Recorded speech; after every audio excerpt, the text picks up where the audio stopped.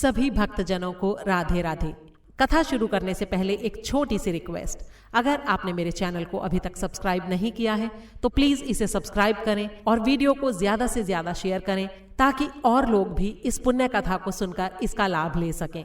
अगर आप पाठ या जाप की कोई धार्मिक किताब, पूजा या पाठ का किसी भी तरह का कोई सामान या शादी ब्याह की जरूरतों का कोई सामान खरीदना चाहते हैं तो नीचे डिस्क्रिप्शन में दिए हुए अमेज़न स्टोर के लिंक पर जाकर खरीद सकते हैं। अगर आप चैनल की मेंबरशिप लेना चाहते हैं तो वीडियो के नीचे दिए गए ज्वाइन बटन पर जाकर ले सकते हैं। कार्तिक मास की सारी कहानियों को एक साथ एक ही वीडियो में सुनने के लिए ऊपर आई बटन पर क्लिक करें। कार्तिक के महीने में विशेष फल देने वाली माँ लक्ष्मी जी की कहानी और विष्णु सहस्त्र नाम सुनने के लिए भी ऊपर आई बटन पर क्लिक करें। तो शुरू करते हैं आज की कथा। कार्तिक मास महात्म्य, 7वां अध्याय। ये कथा सुनकर सारे ऋषि मुनियों ने कहा, हे सूत जी, आप कृपा करके कार्तिक मास और तुलसी जी के महात्म्य का वर्णन कीजिए। तब सूत जी बोले, हे ऋषियों, जो प्रश्न आपने मुझसे किया है यही प्रश्न राजा पृथु ने नारद मुनि से किया था और जो उत्तर नारद जी ने महाराज पृथु को दिया था वही आज मैं आपको सुनाता हूँ। इसलिए तुम सब एकाग्रचित्त होकर सुनो। एक दिन राजा पृथु ने श्री नारद जी से पूछा, हे देवर्षि, भगवान को तुलसी इतनी प्यारी क्यों है? आप कृपा करके मुझे इसका महात्म्य सुना दीजिए। राजा पृथु की बात सुनकर देवर्षि नारद बोले, एक समय देवराज इंद्र बहुत से देवताओं और अप्सराओं सहित देवों के देव श्री महादेव जी के दर्शन करने के लिए कैलाश पर्वत पर गए। जब वे कैलाश पर्वत पर पहुँचे तो उन्होंने बड़े ही भारी आकार और भयंकर नेत्रों वाले एक पुरुष को देखा। तब इंद्र ने उससे पूछा, तू कौन है और शिवजी कहाँ हैं? इंद्र के कई बार पूछने पर भी उसने कोई उत्तर नहीं दिया। तब इंद्र को बड़ा क्रोध आया। क्रोध करके इंद्र ने अपना वज्र उसके कंठ पर दे मारा, जिससे उसका कंठ नीला हो गया, लेकिन साथ ही इंद्र का वज्र भी भस्म हो गया। इसके बाद उसकी आंखों में प्रचंड ज्वाला प्रकट हुई। उस समय ऐसा प्रतीत हो रहा था मानो ये ज्वाला इंद्र सहित सारे संसार को जलाकर राख कर देगी। ऐसी स्थिति देखकर श्री बृहस्पति तथा इंद्र आदि सभी देवता नतमस्तक होकर भगवान शिवजी की स्तुति करते हुए कहने लगे, हे देवों के देव महादेव, त्रिपुरासुर और अघासुर का विनाश करने वाले त्रिपुरारी, हे अघहारी, आपको बारंबार नमस्कार है। हे सुर नर मुनियों की रक्षा करने वाले, आपको नतमस्तक प्रणाम है। श्री नारद जी ने कहा, हे राजा पृथु, इस प्रकार देवताओं की स्तुति सुनकर श्री महादेव जी ने सारे ब्रह्मांड को भस्म कर देने वाली उस अग्नि को शांत कर दिया और बोले, हे देवताओं, मैं तुम्हारी स्तुति सुनकर बेहद प्रसन्न हूँ, सो तुम वर मांगो। तब सारे देवताओं सहित बृहस्पति जी ने उनसे क्षमा मांगी और कहा, हे देव, जो सुरराज से अपराध हुआ है उसके लिए उन्हें क्षमा कीजिए। श्री बृहस्पति जी की स्तुति सुनकर देवाधिदेव महादेव जी ने कहा, मैंने इंद्र का अपराध क्षमा कर दिया और उसे जीवन दान दिया। हे बृहस्पति जी, आज से तुम्हारा नाम भी अमर होगा। तब श्री बृहस्पति जी बोले, हे भगवान, यदि आप हम सब पर प्रसन्न हैं तो सुरराज की रक्षा कीजिए और सारे ब्रह्मांड को भस्म करने वाली ये अग्नि जो आपके तेज से उत्पन्न हुई है, इसे कृपया शांत कीजिए।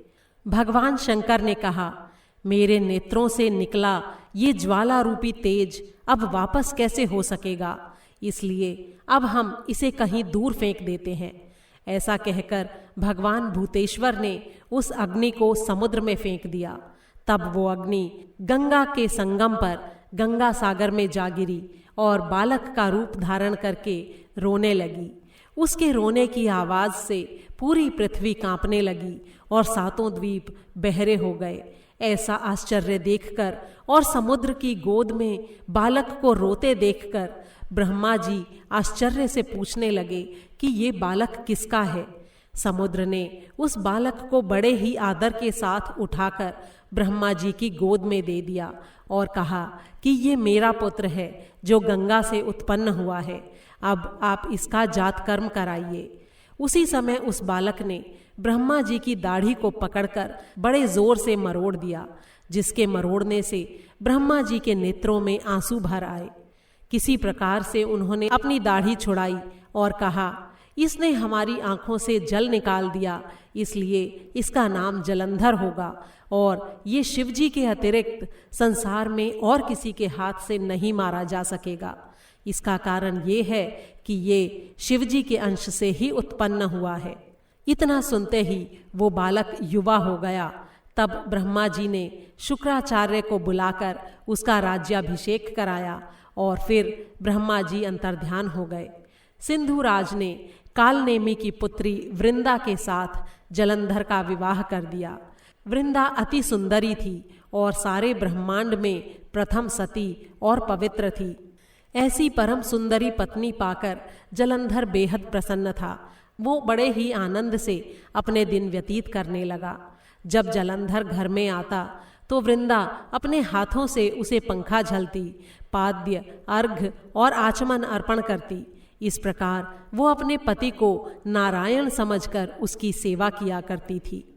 इतना कहकर नारद जी बोले, हे राजन, अब मैं पतिव्रता स्त्रियों के कुछ लक्षण तुम्हें सुनाता हूँ। पतिव्रता स्त्री अपने पति के दुख में दुखी और पति के सुख में सुखी रहती है। पति के परदेश जाने पर विरह वेदना का अथाह दुख सहन करती है और पति के मर जाने पर पतिव्रता स्त्री पति के साथ सती हो जाती है। वो अपने पति के पाप और पुण्य में आधे की भागीदार होती है, इसीलिए स्त्री अर्धांगिनी कहलाती है। जो स्त्री अपने पति के साथ सती हो जाती है वो 3.5 करोड़ रोमों के अनुसार 3.5 करोड़ वर्ष तक अपने पति के साथ स्वर्ग में वास करती है। जो स्त्री शमशान भूमि तक जितने कदम उठाकर जाती है उसको एक एक कदम पर एक एक यज्ञ का पुण्य फल प्राप्त होता है। ऐसी स्त्री अपने माता, पिता और पति इन तीनों कुलों को पवित्र कर देती है। जिस प्रकार सपेरा सर्प को बिल से बाहर निकाल लेता है, ठीक उसी प्रकार पतिव्रता सती नारी अपने पति को नरक से निकाल लेती है। इसीलिए पतिव्रता स्त्री द्वारा पति के साथ सती हो जाने को परम धर्म माना गया है। इतना कहकर जलंधर की कथा पर वापस आते हुए नारद जी ने आगे कहा, हे राजा पृथु, देवताओं के भय से भयभीत होकर जो सब दैत्य पाताल लोक में भाग गए थे, वे जलंधर से अभय पाकर फिर से पृथ्वी पर आकर निर्भय घूमने लगे। उसी समय जलंधर ने राहु के कटे हुए सिर को देखा तो उसने शुक्राचार्य से इसका रहस्य पूछा। तब शुक्राचार्य जी ने समुद्र मंथन के समय देवताओं द्वारा अमृत को छले जाने का सारा वृत्तांत उसे कह सुनाया। इस प्रकार अपने पिता का मंथन और देवताओं द्वारा दैत्यों का अपमान सुनकर जलंधर को बड़ा क्रोध आया। क्रोध में भरकर उसने घस्मर नामक दूत को बुलवाया और देवताओं के पास भेजा। घस्मर ने देवराज इंद्र की सभा में जाकर अभिमान के वश न तो मस्तक झुकाया और न नमस्कार किया, बल्कि गरजते हुए स्वर में कहा कि दैत्यराज जलंधर ने जो कहला भेजा है वो सब कान खोलकर सुन लो। उन्होंने कहा है कि मेरे पिता समुद्र का मंथन करके जो 14 रत्न तुमने ले लिए हैं उन पर तुम्हारा कोई अधिकार नहीं है। तुम्हारा भला इसी में है कि वे रत्न तुम हमको वापस लौटा दो। दूत के ये अभिमानपूर्ण शब्द सुनकर इंद्र भयभीत हो गया और विस्मय के साथ बोला कि समुद्र सदैव हमारे शत्रु दैत्यों की रक्षा करता है, इसलिए उसको मथ कर हमने जो रत्न लिए हैं उन पर दैत्यों का कोई अधिकार नहीं है। दूत ने देवराज के ऐसे वचन सुनकर वापस लौटकर जलंधर को उनका उत्तर सुना दिया। ये बात सुनकर जलंधर को बहुत क्रोध आया और वो देवताओं को जीतने का उपाय सोचने लगा। उसने सभी दिशाओं में दूत भेजकर और पाताल में संदेश देकर सारे दैत्यों को बुला लिया और शुंभ और निशुंभ को दैत्य दल का सेनापति बना दिया। उन्होंने दैत्य दल के साथ नंदनवन में जाकर इंद्र की अमरावती पुरी को चारों ओर से घेर लिया। तब देवराज इंद्र की आज्ञा से देवता भी युद्ध के लिए तैयार होकर मैदान में आ डटे। अनेक प्रकार के शस्त्र अस्त्रों से दैत्यों और देवताओं के बीच युद्ध प्रारंभ हो गया। दोनों पक्ष एक दूसरे को मार मार कर गिराने लगे। सब ओर रक्त की धारा बहने लगी। मरकर गिरे हुए हाथियों और घोड़ों से पूरी पृथ्वी भर गई। जो दैत्य युद्ध भूमि में मर जाते थे उन्हें शुक्राचार्य अपनी संजीवनी विद्या से जीवित करने लगे। उधर देवगुरु बृहस्पति द्रोणाचल पर्वत की दिव्य जड़ी बूटियों का प्रयोग करके देवताओं को दोबारा जीवित करने लगे। जब देवगुरु बृहस्पति द्वारा जड़ी बूटियों के प्रयोग से देवताओं को जीवित करने का समाचार दैत्यराज जलंधर ने सुना तो उसने सारे बलशाली दैत्यों को एकत्रित करके उन्हें आज्ञा दी कि द्रोणाचल पर्वत को उठाकर समुद्र में फेंक दें।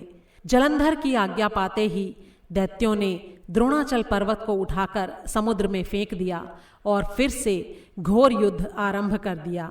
दोबारा प्रारंभ हुए युद्ध में बहुत से देवता मारे गए। तब देवगुरु बृहस्पति जी एक बार फिर से संजीवनी बूटी लेने द्रोणाचल पर्वत पर गए। पर्वत को वहां ना पाकर और देवताओं का बड़ी मात्रा में संहार होते देखकर देवगुरु बहुत घबरा गए। व्याकुल होकर उन्होंने देवताओं से कहा कि शीघ्र ही यहाँ से भागो, क्योंकि ये दैत्य जलंधर के अंश से उत्पन्न हुए हैं, इसलिए तुम्हारे मारने से नहीं मरेंगे। देवगुरु बृहस्पति जी की ये बात सुनकर सारे देवता घबरा गए और भयभीत होकर भागने लगे। जब सारे देवता दशों दिशाओं में भागकर छिपने लगे तब दैत्यराज जलंधर ने जीत के नगाड़े बजवाते हुए अमरावती नगरी में प्रवेश किया। देवताओं के भाग जाने पर इंद्र की राजधानी अमरावती शुंभ और निशुंभ के अधिकार में सौंपकर जलंधर खुद देवताओं का पीछा करने के लिए सुमेरु पर्वत की ओर चल दिया। इंद्रादि सब देवता दैत्यराज जलंधर को अपनी ओर आता देखकर भगवान विष्णु की स्तुति करने लगे। वे नतमस्तक होकर विनीत भाव से बोले, हे मच्छ कच्छ आदि अनेक रूप धारण करके अपने भक्तों के दुखों को मिटाने वाले, हे सारी सृष्टि का पालन और संहार करने वाले, शंख चक्र गदा और पद्म को धारण करने वाले प्रभो, आपको बारंबार नमस्कार है। हे लक्ष्मी रमणा, हे दैत्यों का नाश करने वाले, हे पीतांबरधारी, हे शरणागतों के रक्षक, आपको नतमस्तक नमस्कार है। जलंधर नामक दैत्य से पीड़ित हम देवताओं के सारे संतापों को हरने वाले और चंद्र सूर्य रूपी दो नेत्रों वाले, हे प्रभु, आपको नमस्कार है। जो कोई भगवान की इस संकट नाशक स्तुति को पढ़ता है उसके सारे संकट भगवान स्वयं दूर करते हैं।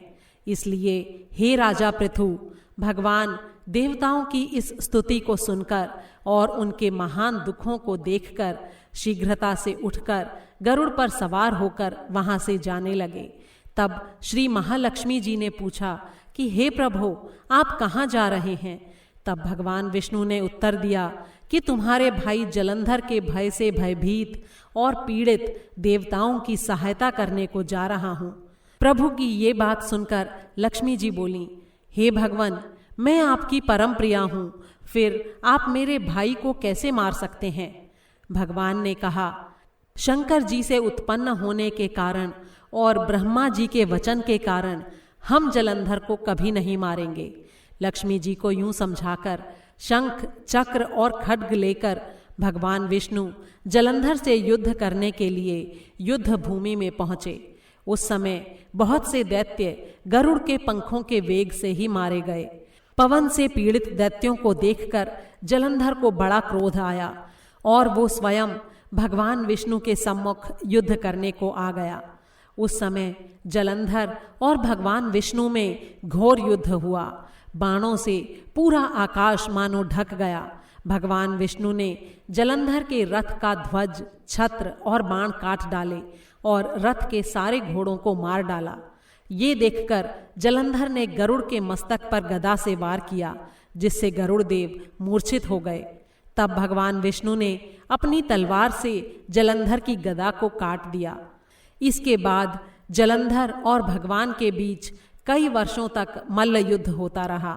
जलंधर और भगवान विष्णु के इस घनघोर युद्ध को देखकर सारा ब्रह्मांड भयभीत होकर कांपने लगा।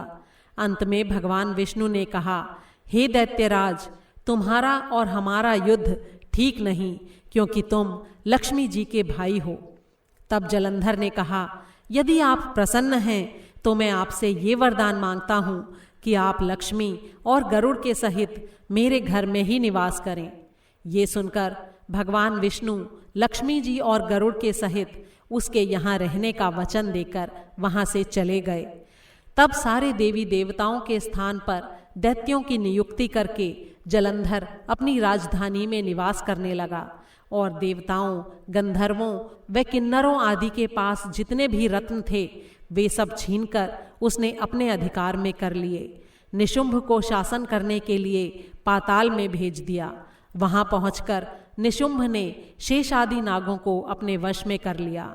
इस प्रकार जलंधर देव, यक्ष, किन्नर, गंधर्व और मनुष्य सबको अपनी प्रजा बनाकर पुत्र के समान और धर्म की नीति से उनका पालन करते हुए तीनों लोकों पर शासन करने लगा। बोल श्री विष्णु भगवान की जय। 7वां अध्याय समाप्त हुआ।